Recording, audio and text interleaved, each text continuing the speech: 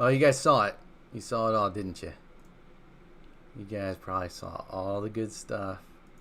I accidentally showed it too early because I was messing around with it wrong. Oh man. With it wrong. Let's see. We got anybody in the chat? You guys gotta be able to see this, right? All right. Let's see. Let's see. You saw it.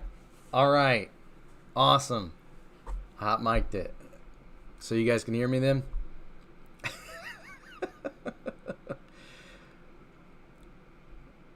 All right. Well, we'll get to that. We'll get to the full reveal then for you guys at the end of the episode, like I planned.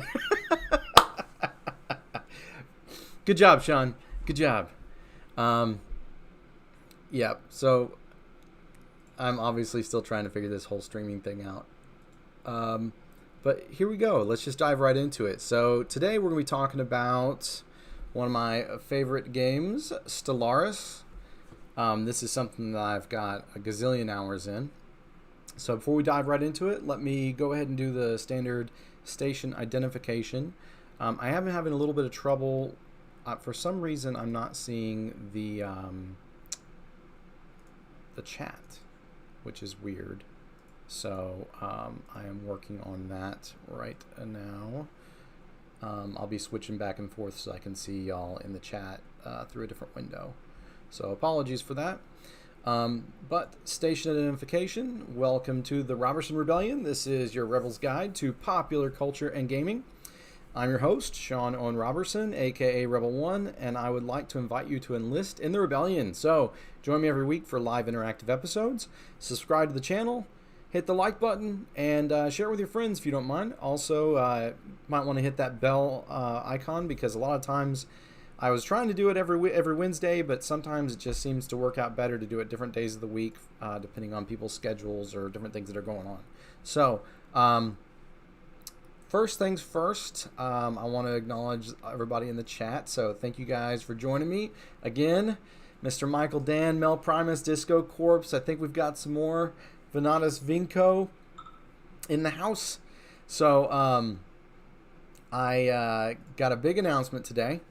So I'm going to go ahead and announce the writers on the Coalition data file for humanity. It's going to be the 32-page supplement that we will be coming out with next. I will not talk about any release dates, of course, because that will get me beaten up by Jody Black, our COO. But I do want to announce the wonderful writers who contributed to it and did a really good job and have been really patient waiting for it to be announced so that they could chat about it a little bit. And I say they can chat about it as much as they want, as long as they don't spoil the plot point campaign for anybody. So the writers, drum roll please, we have John Stevens, Aaron Burkett, and Patrick Young. And I'm just going to say it was a real great pleasure to work with these guys. Some of them have done different things in the industry. Some of them have done more or less. They're all big Riffs fans. And they each approached me with different ideas. And I kind of realized at one point that this is going to be, I think, their ideas would mesh into a really cool product that I had in mind. Had the outline and the big idea for. And they really took it and ran with it. So if you know those guys, kudos to them. They've done a great job. And I look forward to everybody being able to see what they've worked on. So today's topic is going to be Stellaris. And I'm going to, again, it's be hard because I'm hopping back and forth between screens here because of the chat issues. But this is a PC game by Paradox Game Studios.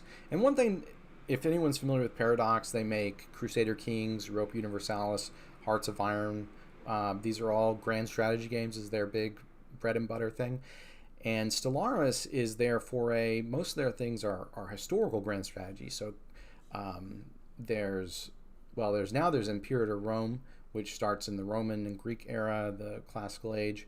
And then you've got Crusader Kings, which is a strategy game based around the Crusades and starts usually around 1066 AD. There's some expansions that make it start earlier, but whatever.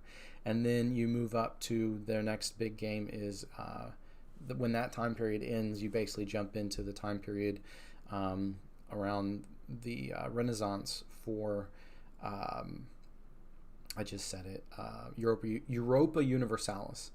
When that one ends, when you're going in towards the industrial age, and so as you get into the age of industrialization and empires, that's when you can play their game Victoria. Is a great game, and then after that one is ended, it's the tail end of Victoria's at the end of World War One, and their game that picks up from that time period would be Hearts of Iron, which is a World War II strategy game. All really great games. They're all historical. And that's the big difference with Stellaris, is that Stellaris is not historical. Stellaris is a science fiction galactic conquest and strategy game. So I would say that it's one of my favorites because it actually borrows a lot of mechanics from the rest of their games. And over time, as it's grown, the game's been out 4 years now. They're celebrating their 4th anniversary. And over time, they've incorporated even more mechanics from some of my favorite things from some of their other games. But you can see right here, I've got a little video going. It's their 4th anniversary trailer. That is not in-game footage, but it's very representative of the types of ships and planets and things that you'll see in the game.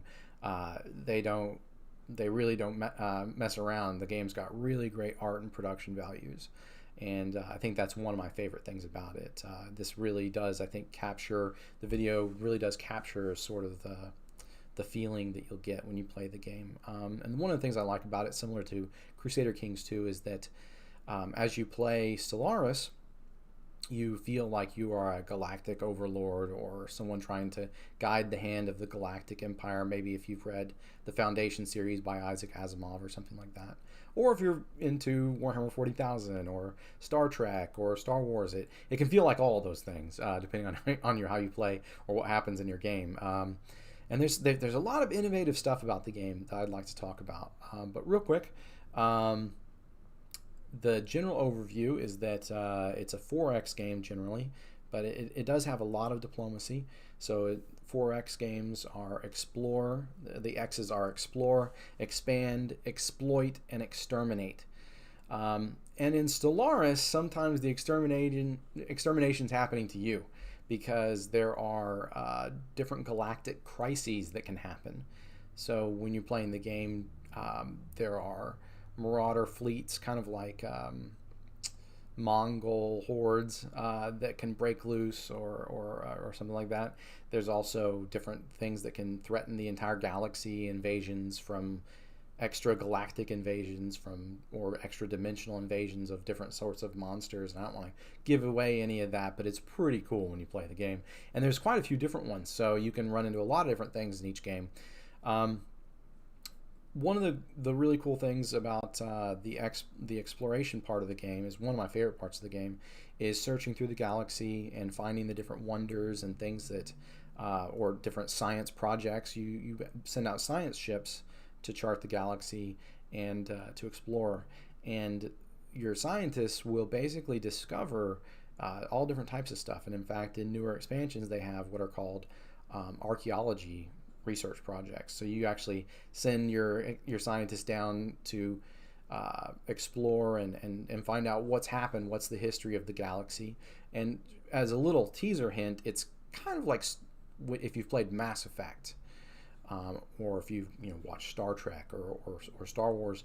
There's a lot of history, and you're never necessarily going to get the big full picture maybe, but you can find out a lot of things that have happened in the past in the galaxy, and that makes it feel really cool when you're exploring the galaxy that way. The core gameplay loop is you explore, you expand, so you start colonizing planets, you start mining different resources from different stellar bodies, whether it's mining, building an energy collection station around a star, or a mining colony above some asteroids, or a science outpost over a planet where you found some crazy science stuff, including you could build a space station around a black hole and try and get information that way.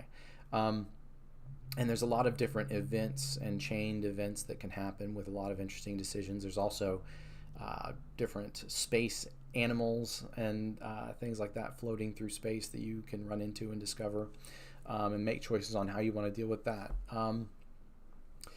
And then that's the expansion and the exploitation portion of the game. And then there's the exterminate. So as you run into different factions, it's really cool. Stellaris has a really great system for creating factions where each faction has their own civics. And so depending on the civics of that faction, you may naturally get along or disagree. And each race also has its own permutations of different, if everyone's played Master of Orion, this is kind of like the big, in my mind, the big successor to that game. And so the different races have a lot of different racial characteristics and abilities, and then there's cultural ones as well. And the culture can shift, and that's political parties can form inside your empire, and keeping them happy can be a trick too. So that's kind of the broad outline of the gameplay system.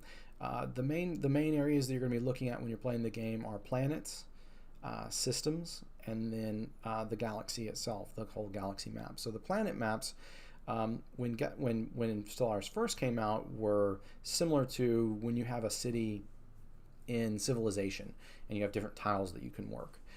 The system itself is where you can mine and research more. That's where your spaceships move around. And then they jump basically between system to system on the galaxy map, which works kind of like a risk map with different choke points that you can navigate and defend or attack and things like that. They also have hyperlanes hyperlanes are the main way that you can travel. They also have wormholes that connect disparate areas, as well as maybe ancient gates, if you've played or are familiar with Mass Effect lore. Different gates that might be open that you could learn to manipulate. And there's ring worlds, there's Dyson spheres, there's all kinds of stuff for big sci-fi fans. The retrospective here, this is the 4th anniversary of the game. It's got a gazillion DLCs. They're actually very reasonably priced. I would say most of them are $10 to $20, and most of them, and you can catch them a lot of times on sale, which I bet there will be a big sale soon. Regularly, whenever they launch a new expansion, they put most of the stuff that's already been out on sale. And the great thing about them is they bring in a lot more detail, but every time that they update new mechanics into the game in the DLCs, they also update the base game for free to have a lot of the core functionality. So even if you don't buy the DLCs, every fan, I think, should be happy that there are DLCs, because that means that the core gameplay mechanics keep expanding as the game expands. I would say all the DLCs so far have been worth it. I really don't think there's any that are really weak. There are some cosmetic DLCs which add different races, like, say, lithivores, which are rock-based life forms or plant-based. I really like them. I've seen some people say, oh, they weren't as cool as this or that, or they weren't as fully featured as I'd like them to be. But in general, I thought they were fairly inexpensive and a lot of fun.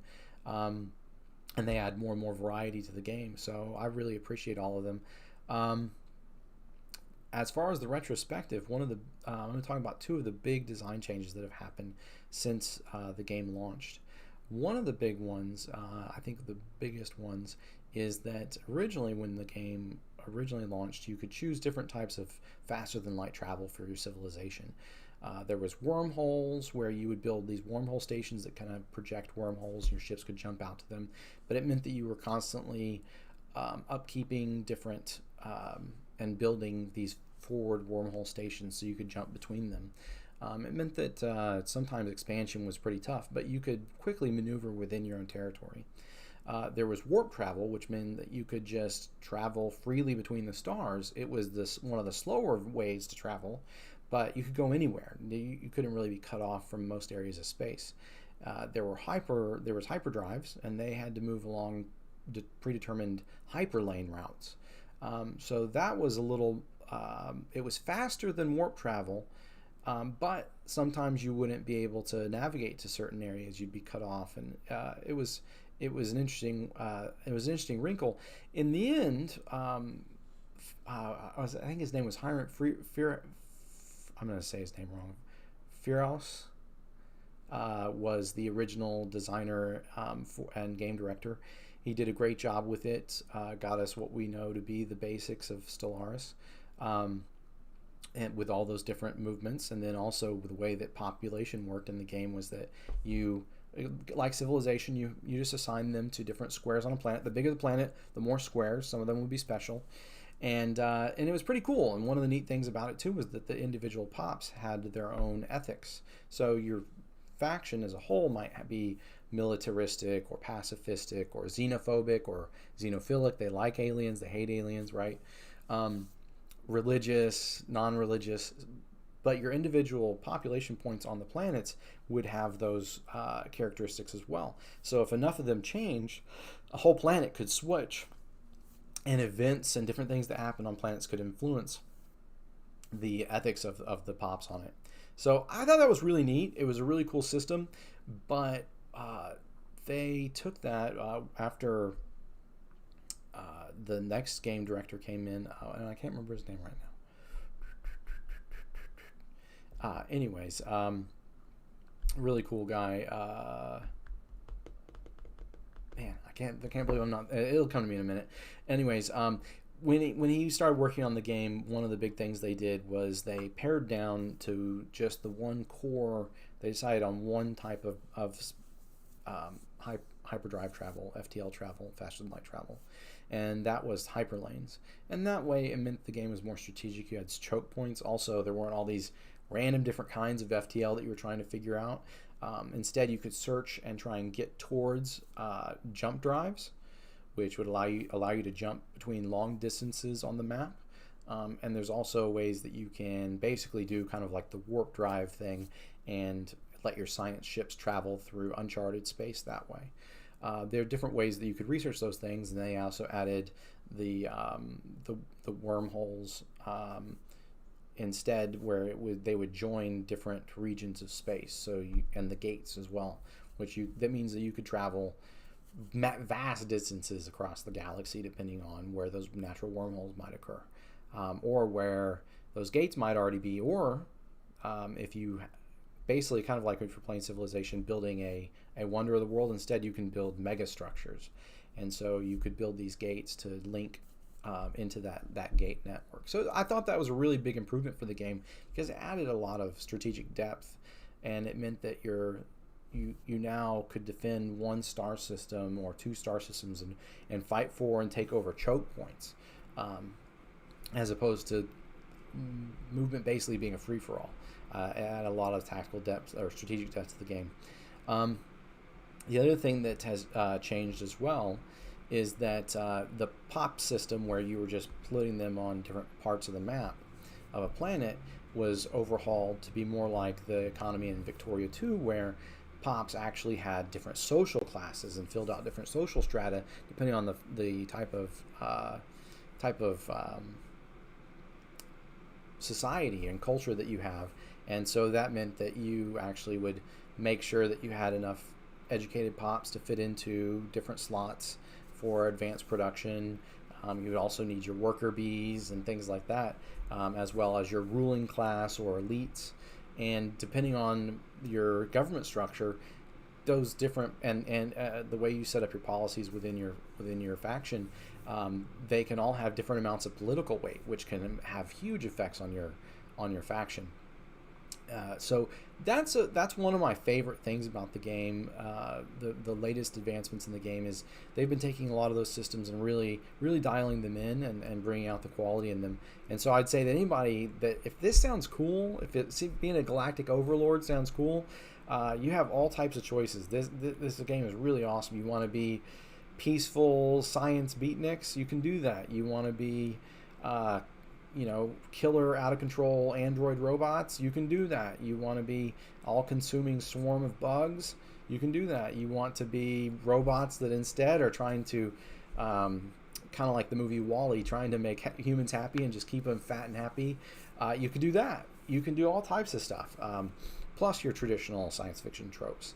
So there's a lot of depth that's really come to the game over the past 4 years. And I'd say anybody interested in strategy games, interested in role playing as a ruler, interested in science fiction, should definitely check the game out. There's a lot of other systems that I really enjoy. I don't have a time to go into them, but I think that I'll just say that the technology system is brilliant.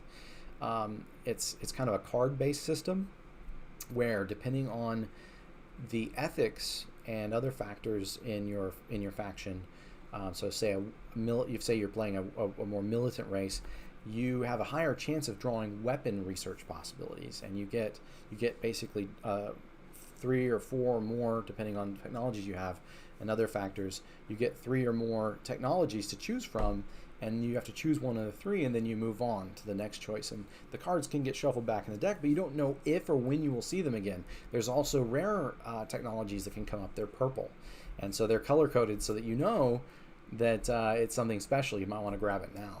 So that's a really, really cool system. There are different ways that you can customize your empire. So, is it a democracy, a democratic republic? Is it an oligarchy?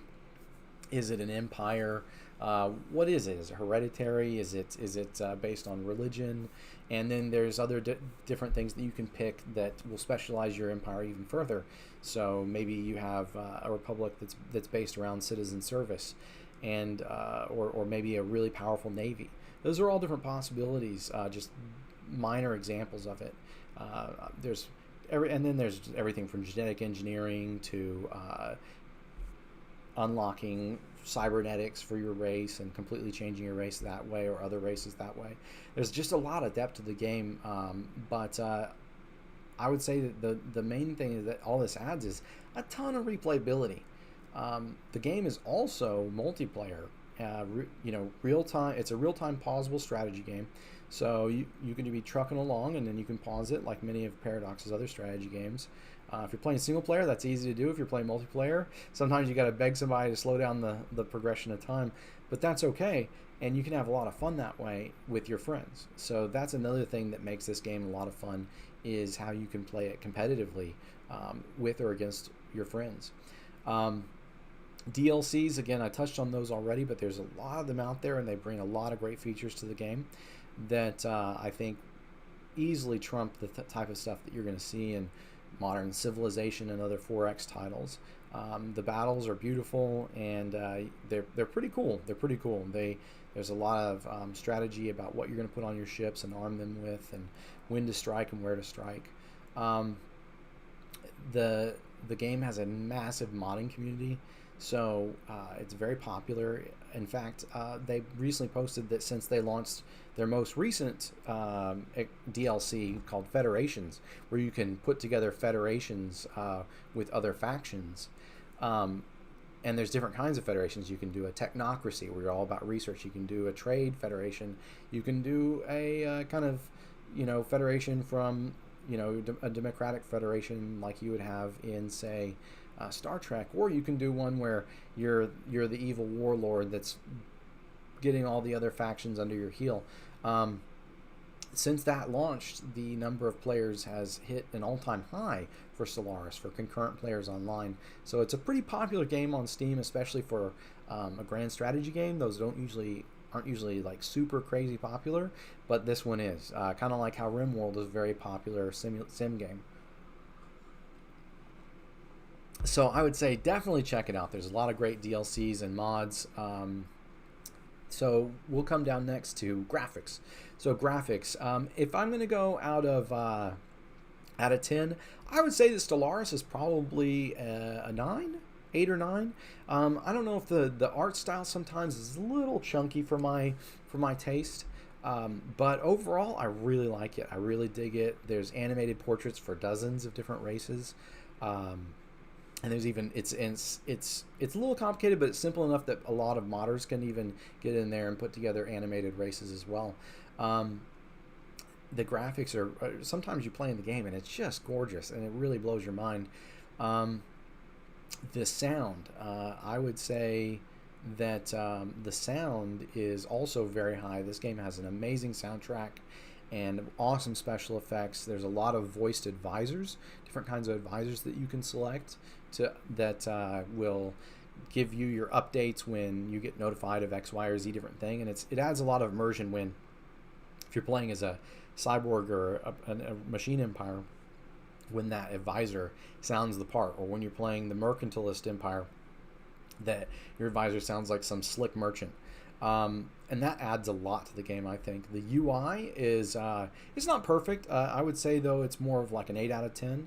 I actually, funny enough, took user interface design at college, and I ended up not doing my project on Stellaris, but one of my classmates did, and we had some interesting discussions as he presented his research and findings and ways that he would have improved the UI in the game. The funny thing is, I can say that they have made strides in this department in the past couple of years, and I think the UI is getting a little better. At launch, it was maybe only like a 7. I would say now it's about an 8, maybe 8.5 out of 10. Unique value. I think that this is one of my favorite things to rate on, and I think that Stellaris brings a lot of unique value to any gamer's arsenal. Personally, I have over 600 hours in Stellaris, which is nuts, but that is over 4 years. And, if you think about it, that's only on average a few hours a week, but there's so much unique value with the different playthroughs. And in fact, I've found myself going back and playing the same themed empires after a few DLCs have come out, because now I'm able to do what I was doing even better, or it's even more interesting. There's even more choices to make. But one of my favorite parts about playing the game is playing a human empire that is split off from Earth, and then reuniting with Earth, reconnecting, and seeing how all that plays out, as well as seeing just what happens in the game and letting that kind of build the narrative for my faction. So that's one of the great things about this game, is the unique replayability and the feeling of role-playing as a galactic emperor. So my score for Stellaris currently is going to be an 8.5 out of 10. Why an 8.5 out of 10 when most of the stuff I've talked about is usually close to 9 out of 10? Well, part of the problem with Stellaris, which they are working on, is that I feel like the AI really needs some work. There's a little bit of streamlining that needs to happen with the way that it has some unique solutions for empire bloat. They use a sector-based system, but I don't think it's quite there yet. They're working on a lot of it. They've already have dev diaries out about it. But between that and some of the generals, like the admirals, I should say, their AI, I think that the enemy empires do give you a run for your money now, but it's just short of being something that is really, really stellar. Pardon the pun. So anyways, yeah, 8.5 out of 10. I would say I'm expecting with the release, the upcoming, and I know that a lot of this is getting put in now with the 4th anniversary update. So I haven't had a chance to sink any major time into it yet, but with that, I'm expecting that it might already be to that 9 out of 10 stage that I've been hoping for. So that's the review. I'm going to go back over here to the chat where I see a whole bunch of info. I've got Disco Corp says that Stellaris is now 75% off on Steam. That's correct. And right now, the game this weekend is going to be free to play. And that's in celebration of the anniversary, the 4th anniversary of the game. So I would say, if you haven't checked it out, one of my buddies said he suggested me doing this review. There's no reason not to try it out. It's free. So definitely give it a shot. Don't worry, Aaron. I'm going through the comments, and we'll get to the art in just a second. You'll get to see it too, buddy. One of the people in the chat did say that they've seen some really great mods. One of the best ones is the Star Trek mod. It's called Star Trek New Horizons, and if you are a Star Trek fan, even if you're not a Star Trek fan, it's really well done. I've played it over the years. It's been one of the big mods for a long time running, but it's just getting really great. Another mod, a set of mods that I want to call out is, I think it's the guy's name is Guili, Guilli. That's his name in the modding community. But he's got Guili's planet modifiers and his ship modifiers. But the what he does with galaxy generation and the amount of depth and detail and variety that he adds to the galaxy generation and the planets and events is pretty mind-boggling. And then he expands the ship modification and technologies out even more as well. So I would say that if you want to play something that's more like vanilla Stellaris instead of just Star Trek, definitely check his mods out, because they're some of my favorites. He's a professional programmer that really likes modding the game, and it shows. I follow him on Twitter. He's a really great guy. Let me see. There's the other thing I'll say is there's a lot of different art too. So even when you're making your civilization, you can choose what your buildings are going to look like, what your ships are going to look like. It's pretty cool. Let's see. Have a lot of people. Wow, I got a lot of people in here. Got Salcor Matric. Let me see. Yeah, the Stellaris it's a 4X game, but as long as you leave the advisor on and you play through slowly, I think you can have fun and pick it up a lot better than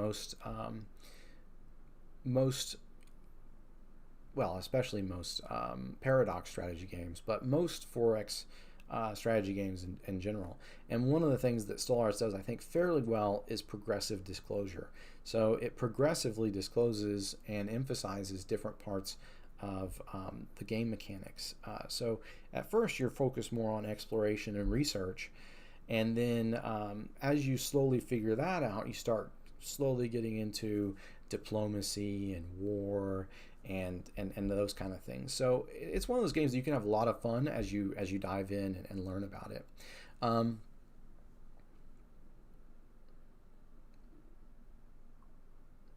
Yes. One of the taglines, as Disco Corp brings up, is "The galaxy is vast and full of wonders."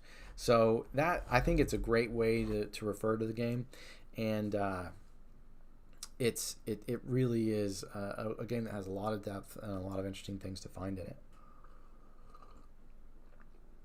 So before I move on to the art reveal, which I kind of already spoiled due to technical difficulties, I was wondering if anyone had any questions about Stellaris in the chat that I could answer. Just want to make sure that everybody gets a chance to participate in that discussion, and it's part of the fun of being live, right? So let me know if you guys have any questions. I'm gonna wait just a second. Take another slow drink of water. See if anybody has any questions or comments about Stellaris. If anyone's played and they have more comments. Disco Course asks, would you recommend vanilla playthrough before mods? I absolutely would recommend a vanilla playthrough. The reason being that there's a lot of depth to the game, and there's a lot of things to kind of explore and have fun with the first time they happen. So I would suggest 1 or 2 vanilla playthroughs until you get used to the mechanics, the pacing of the game, because it'll help you decide whether or not you want to even add mods, or what kind of mods you want to get. What kind of gameplay you want to do. One of the things that I'll also say is that there's a lot of sliders when you do the galaxy setup. So you can decide whether or not you want to have fallen empires, which are ancient empires that are way more powerful than you at the beginning of the game, but they have one core ethic that they've hung on to, and they can end up being really interesting as you play through the game. They can actually fight each other if they have opposed ethics, depending on what happens in the galaxy. I've actually seen it's called the War in Heaven. I've only seen it once, but my brother's had it happen to him pretty hardcore. And so they can actually start dragging all the smaller factions into a war between the different fallen empires, and that can be pretty epic. So just things like that. There's that's not a huge spoiler, but I would say there are plenty of things that could be a spoiler, and I think that's a lot of fun to experience those things first before you start diving in and adding a lot of mods, because at this point there's so much depth. I would say, save up your shekels and get yourself the DLCs, as many of the DLCs as you can, especially when they're on sale, and experience that first before you decide whether you want to try and add other mods in. Well, Mel Primus asked, what was your favorite faction you've created and played? So one of the things I did, and one of the things they've introduced recently with the Federations was they have origins for different civilization for different factions, and there's a lot of different origins that you can take, and that's really fun. But the way I used to kind of hack in origins is there are two main human factions. One of them is the United Nations of Earth, and the other one is what is it called? I think it's oh man, I can't remember the name. Dominion of something. I always change that. That's the one I always modify. So what I do is I'd edit that faction and name it the Order of Deneb, and the Commonwealth of Man. That's it. It's the Commonwealth of Man. That's the other human faction. And the idea is that they went in these long distance, slow moving arc colony ships and got lost and separated off from humanity. Well, I always thought that was a really intriguing beginning to playing a human campaign. And so what I would do is I would modify the Commonwealth of Man and create my own faction called the Order of Deneb, or the Order of something like Altair or something like that. And so there would be the Commonwealth of Man, there'd be the United Nations of Earth, and they'd be out there in my galaxy, but I wouldn't know where they were and what might be happening to them, or if they had died, different things like that. And then, but if you copied the faction, it would start you out with that event chain. As long as you left the race human, it would start you out with that same event chain where you split off from humanity in these colony ships. And I really had a lot of fun with that. For my faction, the Order of Deneb, I mean, I'm a big Warhammer 40,000 fan. They're spiritualist, authoritarian, xenophobes, sometimes warlike. And so, you know, they had a divine empress, and I would go out, and a lot of times depending on how things went in a game. I remember one time I got attacked by a whole bunch of different neighboring factions at once, and the only way I was able to really keep them down, I didn't want to exterminate them, but I couldn't trust them, so basically I enslaved all these aliens, which was possible as a xenophobe, and used them as forced labor. And so that was one of my favorite games, where I had this, like a quarter, not quite, about 20, a good fifth of the galaxy was under my control, and a massive portion of that was just resource extraction that was sending raw resources back to my home systems, where they were creating warships and all types of stuff like that out of it, and advanced products and science. And so that was a really interesting playthrough, and I was able to defeat some of the in-game crises. That was one of my favorite playthroughs and one of my favorite factions, and I've recreated them a few times, and every time it goes a little different, so it's a lot of fun. Let me see. Are uncybered or unupgraded humans boring or worthwhile? Yeah, I think that they can be worthwhile, but it's there. You know, there's a few different things you can do as you gain points in the game. You know, kind of like achievement points for your empire, is you can unlock different special abilities, like integrating cybernetics or becoming psychic, or different things like that. And that's one of the things that I did mod. I got a mod that allowed you to both be cybernetic and psychic. And so I was, again, a Warhammer 40,000 fan here, right? So you can't have Space Marines without both bionics and psychic abilities. So I would combine the minor version of both of those traits without moving up. The mod I played with didn't allow you to take the high level full conversion cybernetic or the high level psionic, but you could have a little bit of both, and I had a lot of fun with that. So James says he just bought Galaxy Edition. I hold you completely responsible. Well, James, I hope you enjoy it. It's the game's a lot of fun, and there's a great community and tons of great mods. So definitely let me know if you have any questions, and you know, any feedback in the comments, so that I can pass it on in the future. The Disco Corpse is about to squeeze the trigger as well. I mean, I've put a lot of time into it. I think it's a really well-designed game. It's a lot of fun. If you have any questions, go check out the Steam reviews yourself. There's just a lot of great content out there. Yeah, the starter pack, James says, is around $35, so that gets you a lot of content in addition to the $12 for the base game. Yeah, it's a really great thing. And Mel Primus says psionics are fun, and they are. And there's a lot of different events and different things that are hidden in there. So you're not going to know it until you play through some of the higher level stuff in the game. And one of my current playthroughs is as basically the mechanoids. Someone, Salcor Metric, mentioned the mechanoids in the chat, and I built a faction that was basically the mechanoids running around killing all the organics. But I decided I was going to be the master builders, and I started building all these edifices, these giant mega structures and stuff like that, and use my expansion points to do that, and that was a lot of fun as well. So that was a ton of fun, and I'm looking forward to finishing that game sometime soon. Maybe, probably wait till after I finish writing Atlantis, to be honest. But let's go ahead and let's move on. So I want to go ahead and reveal this art to you guys. You may have seen it quickly as I was messing around, but there we go. So that is the reveal for the art for the cover of the new Atlantis book cover art. So anyone who watches this that doesn't know, I am the line developer for the line manager for the Rifts for Savage Worlds series of products. Cheyenne, no, it is not Cheyenne Wright. That is Aaron Riley. So he really knocked this out of the park. I kind of put him up to it too. He's a fan of Keith Parkinson. If anyone's familiar with the original Rifts cover art, oops, my copy of Rifts is pretty battered, my original book, but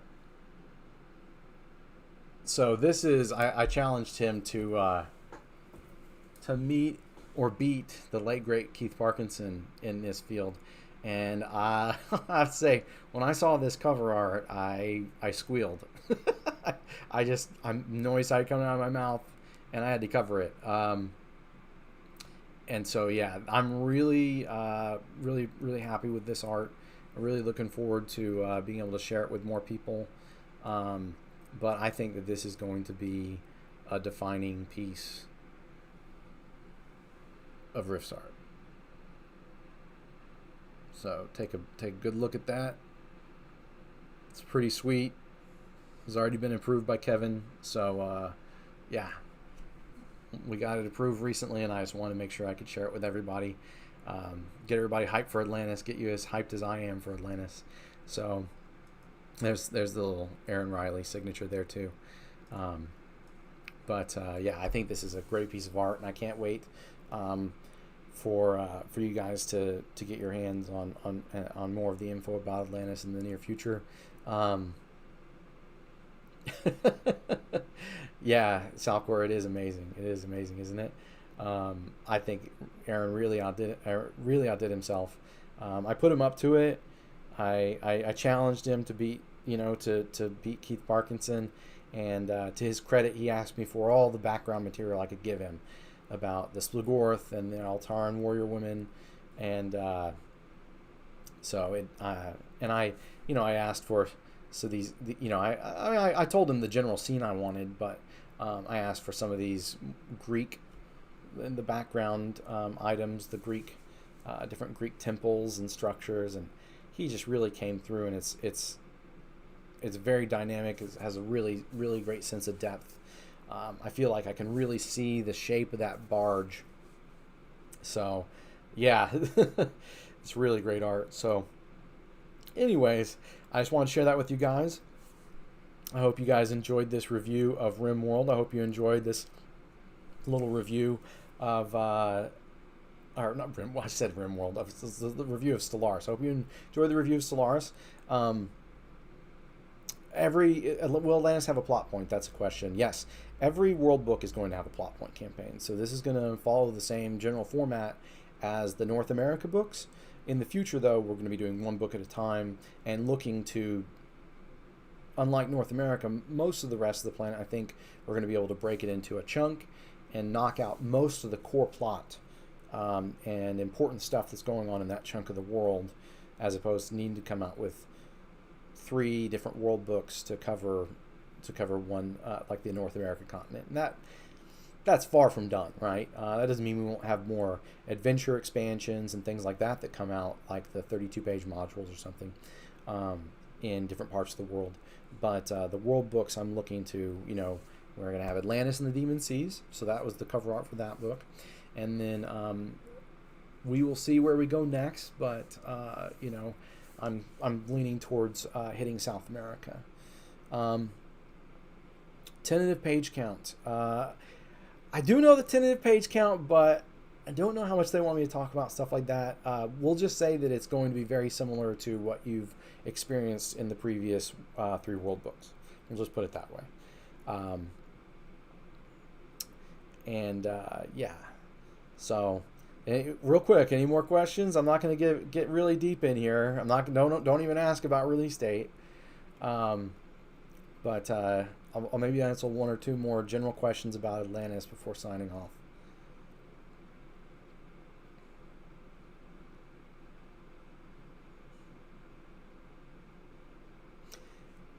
So let me see if I can give you guys just a little bit of an idea. Again, it's going to be organized similarly to the other world books, like Empires of Humanity, which was my first published work. So let me see. You know, we're going to have, of course, you're going to have new iconic frameworks and Mars frameworks, new races. I think we're going to have a new hindrance in there. We are going to have new edges, iconic edges and stuff like that.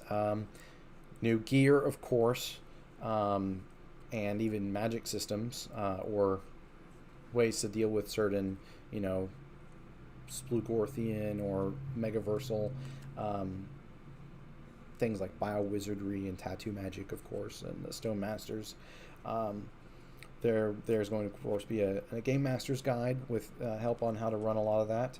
And then, you know, the different portions of the book where we'll go down and break down different portions by theme of the world, which is, or of the subject matter, which in this case is Atlantis and the Demon Seas. So it includes a lot of water and underwater content. And then there will be plot point campaigns sprinkled throughout there, and then a plot point campaign at the end, as well as a you know, beefy bestiary, as I'm sure you would imagine for the Atlantis book. Definitely will be tattoo magic and bio-wizardry. No tidbits. I have a question from Thorger Brewer. Thank you for commenting. I don't think I've seen you before on here. Will you be at Lone Star Game Expo again, assuming COVID-19 is cleared up some? I don't know. That's a really good question. A lot of this stuff is tentative right now, and I haven't made any 100% decisions on that.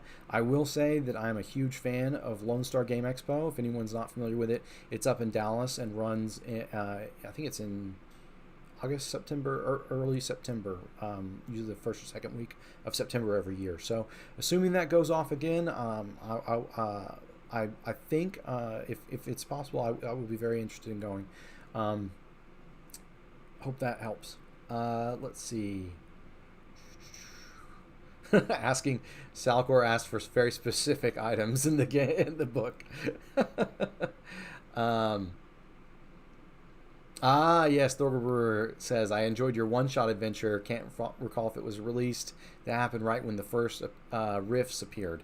Yeah, that hasn't been released yet. That's something I've been playing with at conventions. So if you do get a chance to see me at a convention, you might be able to play a fun adventure where you get to kind of experience the coming of the rifts and the apocalypse firsthand in a 4-hour-long, you're probably going to die gaming session. So that's a lot of fun. Let me see. The chest parasite thing better be in there. Yeah, it wouldn't be Atlantis without that.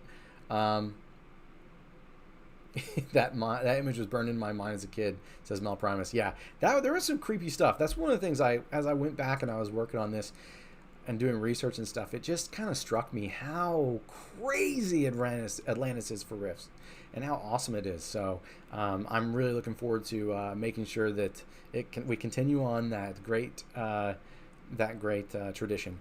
And I think that this cover art, for instance, really speaks to the kind of primal otherness and horror, cosmic horror that is lurking in Atlantis and underneath the seas of Rift's Earth.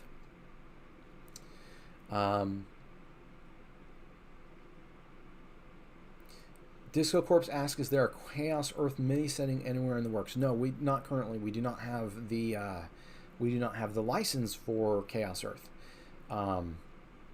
If I was ever able to release the adventure that I've been running at conventions for fun, the one-shot adventure, it would definitely be at the grace of Kevin Simbida, if he allowed me to ever publish that, because we don't want to, step on the toes of copyright or anything like that. The one thing I will say about the adventure is that if you survive, it plops the characters into Rift's Earth. So that's one of the advantages of the story, is that it uses the cataclysm as a springboard. You're not really adventuring in Chaos Earth per se. You're basically experiencing the cataclysm and then being catapulted into the mainline Rifts setting. I have Salcor Matric asking if the Tomorrow Legion will be working with the Liberated Underground. That would be a good idea, wouldn't it? Maybe not. No promises there, but I don't want to get into too details into the content of the book. But yeah, that would be a really cool thing, wouldn't it? But yeah, so anyways, that's about it for today. Thanks again, everybody, for joining the stream. I really appreciate it. If you wouldn't mind, please hit the like button. Please comment down below. Please share it with your friends. It's got the wrist reveal too, and a great game that's all free this weekend and 75% off if you want to pick it up. So I really appreciate you guys. Thank you again for joining me on the stream. Yeah, if you get the word out there, help me keep growing the channel. I appreciate it. And if you have anything that you want to see in future episodes too, please leave that down in the comments below as well. I'm trying to this one I jumped the gun a little bit. I just did a couple of weeks ago, I did the RimWorld game review, and then I did the interview with Simon Lucas last week. But I do want to rotate through I've got about 4 different topics I'd like to do every month. Every month I'd like to do one episode on something very Rifts or, my personal work focus, since I am a game designer and writer. Either that or a game design topic, some sort of theory or something like that. And then I'd like to do an episode that's a game review. I'd like to do an episode that is some sort of, quality TV show like The Mandalorian or movie, do a review of that. And I'd also like to try and see if I can get in an interview every month as well. So if you guys have anything else anything else that you have in mind, though, any games you'd like me to review, any movies you'd like me to review, TV shows, then please comment down below people that you'd really like me to get in on an interview, or topics you'd really like me to discuss about Rifts, because I know I have a lot of Rifts fans here, right? And so I really appreciate you guys being a part of my channel. And yeah, I'd like to talk about the things that you'd like to hear about. In fact, this episode today was the idea of Mr. Mike Dan, my good buddy. So that's why we get to talk about Stellaris today. And you guys he cued me into the fact that it was free to play this weekend. So that's awesome. You can thank him for that. And I hope to hear some great ideas for future episodes from you guys too. All right, well, I'm going to sign off. I think my voice is getting a little dry. So I hope you guys have a great week, and I look forward to talking to you again soon. Again, congratulations to the wonderful team that helped work on the Coalition data file. John Stevens, Aaron Burkett, and Patrick Young. You guys did a great job, and I appreciate that. I appreciate everybody that's been sending me their submissions for adventures. So hopefully we'll be able to get spinning on a lot of that stuff and get more of that out to you guys soon. But again, I appreciate everybody, and I hope y'all have a good rest of your week. Cheers.